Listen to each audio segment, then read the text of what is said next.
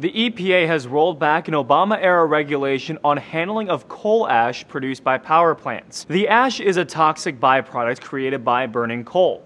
It contains mercury, cadmium, arsenic, and other heavy metals. In 2015, the EPA increased inspections of disposal sites and began requiring certain precautions, such as liners on new waste pits, to prevent leakage into groundwater. The new rule, put in place Tuesday by Acting EPA Chief Andrew Wheeler, would allow states to suspend groundwater monitoring under certain conditions, and it extends the life of already existing coal ash ponds by over a year. Some of those pits are very close to groundwater tables. Industry groups have been trying to change the 2015 rule since President Donald Trump came into office. One petition to the administration said the rule jeopardized the economic viability of coal power plants. CNN reports that the EPA plans to address other proposed changes to the Obama-era rule later.